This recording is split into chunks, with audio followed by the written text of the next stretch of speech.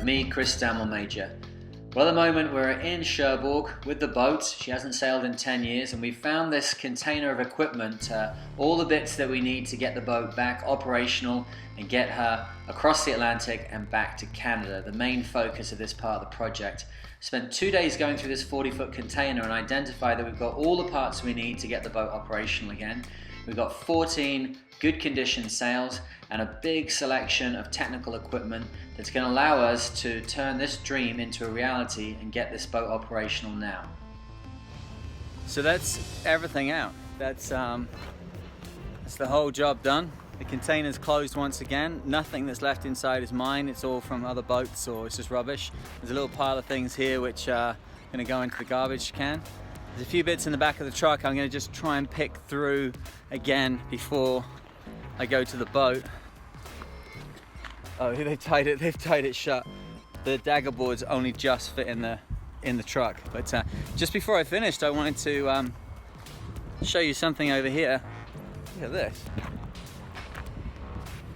This is what they use for pulling really heavy loads across the yard. Like, I have no idea what this is. This is pretty awesome. Wow, look, it's like massive geared drive. I think from talking to the guys, a few words they gave me, it was for pulling tanks during the war. That makes sense? Certainly the Age of the Steel would say it's from that kind of period. Look at this. Open the door. Oh wow. Look at that. That's awesome. A bit like Hellcat, it's not built for comfort. I gotta have a swing up in here. Oh yeah.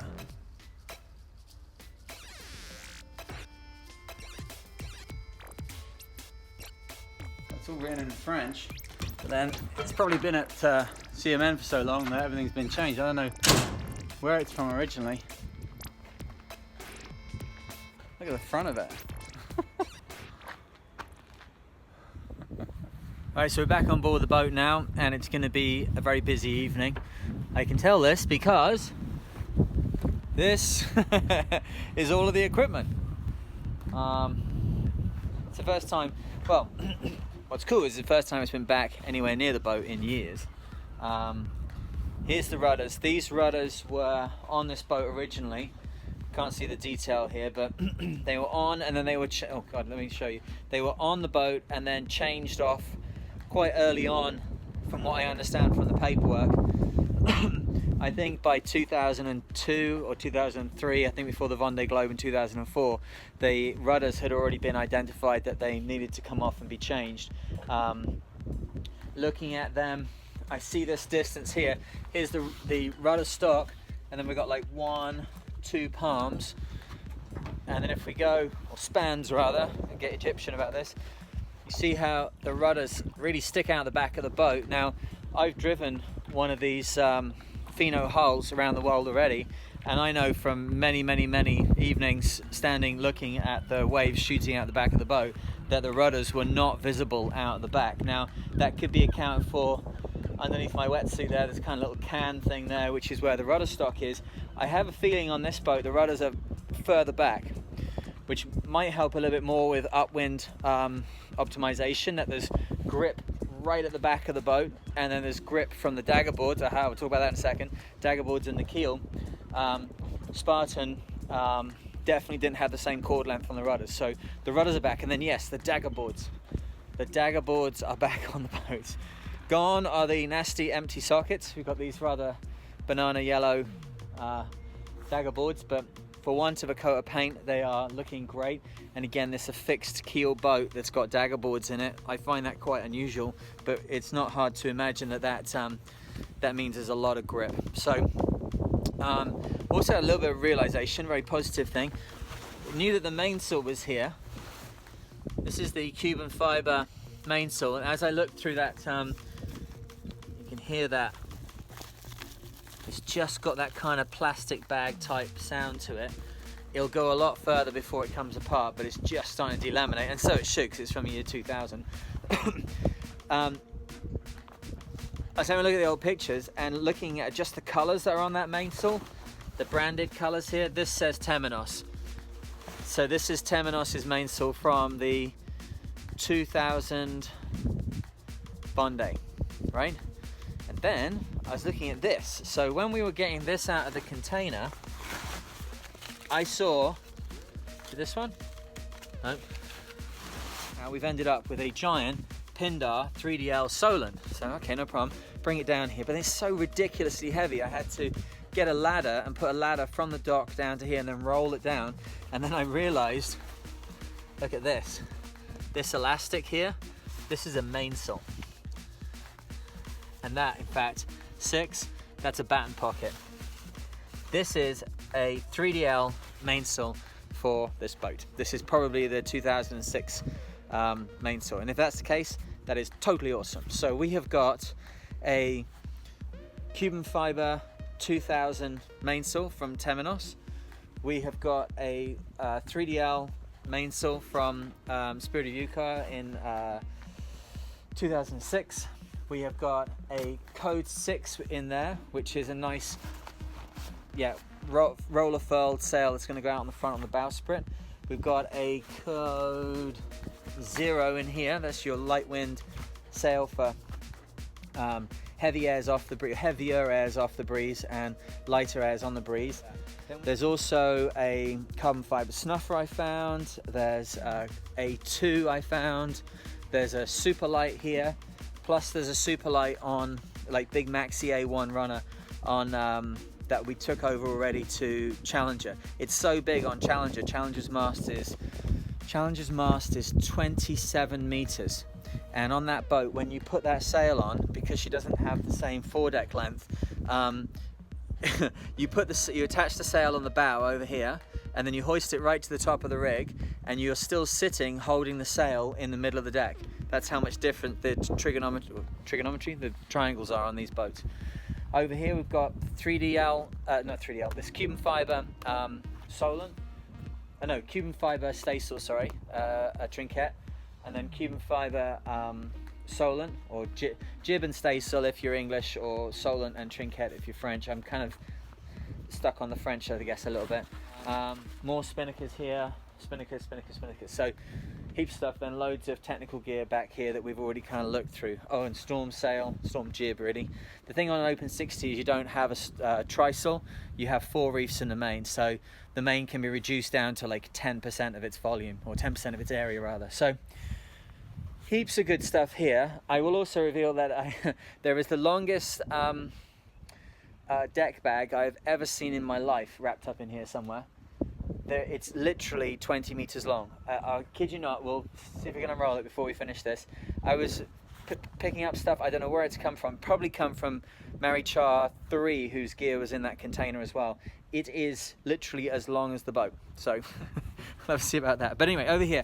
Good news also, I managed to get diving cylinder is getting recharged for me. The guys at CMN are so nice. Like Willie, who helped me all today, driving me around in the truck and everything and bringing stuff here and carrying it down. He went and it's really hard to get bottles filled. I've already said that before, haven't I? So he calls his mate, who's a diver, who's got a friend who works at a factory over here. So we go and drop the bottle off with a friend who's going to take it to the diver, who's going to take it to the club, who's going to refill it, give it back to the mate, and the mate's going to bring it back and drop it to the boat tomorrow when he comes back to work. Like, these people are so nice. And I think the thing is, I think they're nice, period, but I think that the sailing and the boats and the open 60s and all that stuff, I experienced this when I was in France doing the Velux 5 Oceans race. People get it here. They get it in a way you just don't get it in North America, and barely get it like that in the UK. They understand sailing from a kind of personal point of view. They may not be sailors, but they kind of get that this kind of sailing is about going out and facing challenges and facing fears, and that they see the best in what it is that we're trying to do out here. And when you come ashore, they just, anything they can do to help, they really want to help, and it makes everything so much better and so much easier, and it's been awesome. Everybody at CMN has been totally awesome. If this all goes horribly wrong and I end up not sailing ever again, I'm just going to go and work for CMN. All right, and then here, so here, yes, I actually did clean all of this a year and a half ago. It was very sad for me to have to come back and do this again. But this is the state that it got into sitting in the marina. What can I say? You've got to look after your shit. There's just no two ways about it, right? And I didn't, and yeah, that's what happens. So I feel better as it comes off the deck.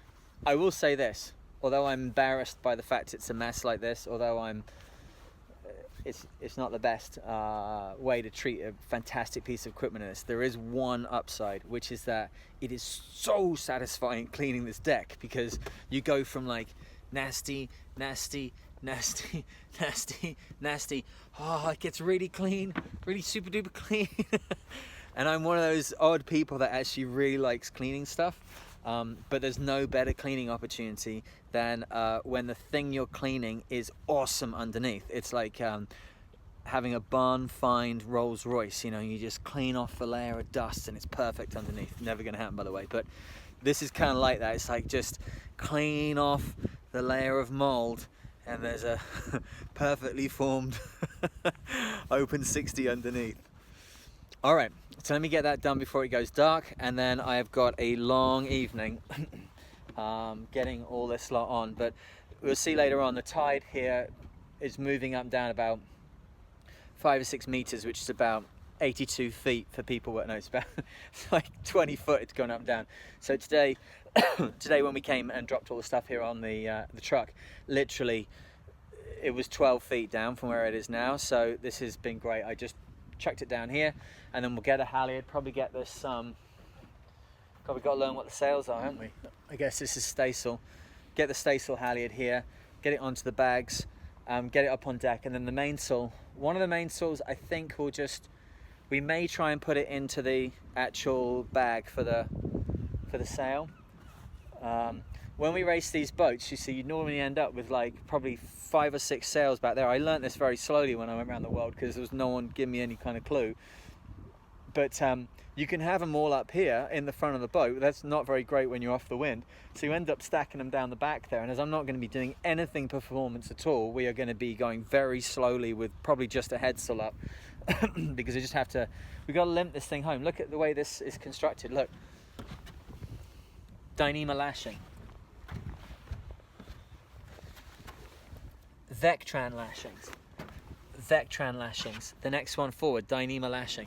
Like, there's no way I can put any pressure on this rig at all. So I think Solent up in light airs, and then staysail up in medium airs, and then the storm jib on this baby stay in heavier airs if we have to, and just take all the sails down.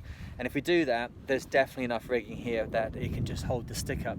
The stick on this will weigh about 400 kilos, so it can create a bit of movement. It can create a little bit of a problem, but we're going to have all the backstays on, we're going to have everything lashed out, we'll have all the halyards around, so it'll be completely fine. But for that means I can just basically put the sails, lash them onto the decks, and that'll be fine. So equipment inside, sails on deck, and then see if I can't go to bed at 4 o'clock in the morning like I did this morning. Man, I'm absolutely bone tired at the moment. I gotta tell you, like, I'm not sure if I am not getting old. Let's just cover up the grey on here. It's nothing to do with that, and let's cover up the white on my but like, I've been on the go since I got here, right? So it's gonna be cool. Get all that kit inside. That is huge, huge, huge, huge. Get the boat cleaned off, and then literally we're down to, I think I need 40 litres more fuel, and probably one more trip to the supermarket, fill up the water tanks, and then I have to make sure this autopilot's working. Oh, and I gotta clean the bottom. Okay, I gotta clean the half of the bottom again. Another day's work and I'll be done. Just one more. And then it was just really the hard yards of putting all the equipment into the boat. You can see here some pretty awkward shaped things, pretty heavy, very small holes to get them through, but well worth it. That's gonna be the backbone of the project going forwards. Yes, all the stuff is off the dock. Well, most of it. These are the very heavy bits. Inside most of these bags are spinnakers, so they're all rolled up see like this? They're roller furled sails, so when you want to put the sail away, instead of just dropping it or put it into a snuffer or whatever else, abracadabra, you wind it up at the front. So in terms of getting these into the boat, obviously the front of the boat is only that big, so what you do is you drop the sail onto the deck, and then you pipe it down inside the boat like it's some giant anaconda that you're pushing back in its hole, and then inside the boat it's going back into the bag. As a solo sailor, it's quite the thing, as you can imagine, because you've got to drop it to the deck, put it inside the boat, put it into the bag, put the bag where it's going to go.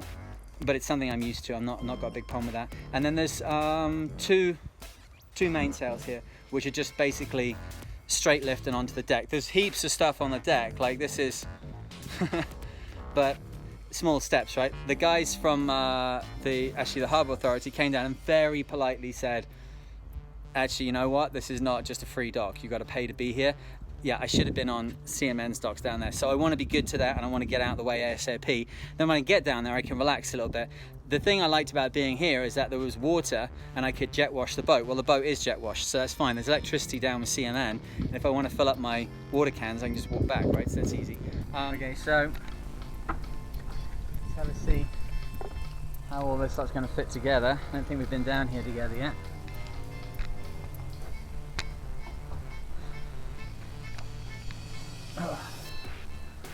Okay, so this is the sail locker. Through there's the cabin, and then the compression strut for the mast. Another ring bulkhead here. This is the inside of the dagger boards on this side, and on that side, little inspection hatches allow you to get to the lines that control them. Okay, so these things here are on little pulleys, and when we're organised, these pull down. You can put sails behind, and then you pull it tight and pin them up against the side. Obviously the idea being, as you're going upwind, the boat's heeling over, all your weight's on the windward side or at the back of the boat. What I'm standing on here, these are ballast tanks, forward ballast tanks, or the punching tanks. These allow us to punch through waves, and this boat, because it's optimized for upwind work, it has very large forward tanks. Okay, that's a bit better. So this is looking up towards the bow of the boat. Over there is the access into the forward, probably 10 feet. And this is what's underneath. It's a nasty black space. So we got the last of those sails off the deck and into the chokey, and then that really was the one of the biggest jobs of the project done, getting all that equipment, getting into the boat and getting ready to sail across the Atlantic. But that still left one thing. And what was that one thing? Well, I knew, whether I liked it or not, I had to go and finish cleaning the underside of the boat. I'd managed to get another tank of air sorted out, which was difficult enough in Cherbourg, but the underside of this boat had been left for 2 years. 2 years without anti-valve, basically. And you can see here that it's kind of like a coral reef. The things are growing left, right and center. There's crabs down there, there's fish. It really is an archaeological dig. So not the best job, and not a proudest moment that the underside of the boat looks like this, but what are you going to do, right? So lifting the boat out and putting it back in would be about $1,000. So you've got to get your little scraper and you've got to get to it. Now normally what I'd use is a big wallpaper scraper, but I didn't have one, couldn't get one in the local chandlery, so I ended up just doing it with this little 3-inch thing, which takes forever. This is the keel. It goes down about 4.5 meters, about 15 or 16 feet. And actually, this wasn't that dirty, if I remember correctly. What was weird was that a lot of mud was on top of the keel, kind of heaped up and piled up on top of there, which I had to move first time I went down. And that meant stirring up all the sediment, which, yeah, complete blackout conditions, and you couldn't see a thing. But sure enough, scrape, scrape, scrape, and get it done. And this is the problem with this particular job. You see me shaking my head there a little bit. I've done this job hundreds of times before, but I don't think I've ever had so many marine organisms all over me from doing a job. So finally, after a couple of hours work, we get to this, which is not the cleanest a boat can ever look, but it's vaguely flat, vaguely smooth. And I was able to go back to the dock and kind of assess exactly what my wetsuit looked like. It'd been a very uncomfortable dive, it'd been quite a cold dive, but when I got out and saw what was on me, I realized that this dive would live in memory. It was so thick with weed, it was so bad that I only just managed to get it done at the end of my second tank. Literally as I finished my final check, I was running out of air. I was starting to suck steel. So yeah, some of the realities of it: you're very, very shallow, so your mask doesn't seat properly, so there's water in all the time.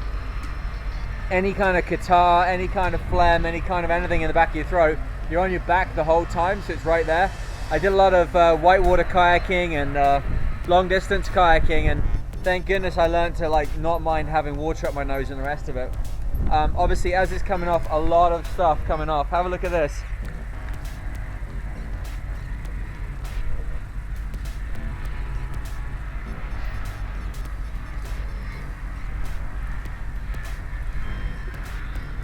So yeah, what is that? Doesn't seem very happy. I get washed off, maybe be happier. Did you see the critters that were on me? Holy moly. I've had that before, but obviously if the weed is thicker, there's just more of them per square foot, and there was zillions and zillions and zillions of them. I've never had it that bad. I had to grab the stuff, and I didn't film as much of it as I wanted to because I came out, I was really cold, I was really tired. I was, as you always are when you come off that sort of thing, just low on energy. I left myself Coca-Cola there. I left myself water to douse my face and head off with. I started washing everything off in the sea there. I dropped my whole rig into the ocean, like at the regulator set. I was dunking in and out of the water to get the little critters off, and then managed to let go of it. So went straight in after it and picked it up off the bottom. Thank God it's low tide, but it's still, the bottom of this boat's 17 foot down, so I definitely dived 20-25 feet straight down to get it. So very clear indicators I'm low on sugar and low on energy, and time to finish the escapade. I was having to walk along the dock and thinking, you know, it's cold, I'm covered in, and I'm not someone that's squeamish, but when you're low on energy and you look around you, and there's still some down my shirt here now. I've got these things in my mustache, I'm snorting and coughing because I've had salt water, and it's, you know, it's the harbour, it's not like it's nice. And after all of this, I look up at the boat, I'm like, totally worth it. So this is not a consolation cup of coffee. This is a celebratory one. The bottom of the boat is now clean. All of the equipment is packed into the boat. The inside of the boat is clean enough. Everything's good to go.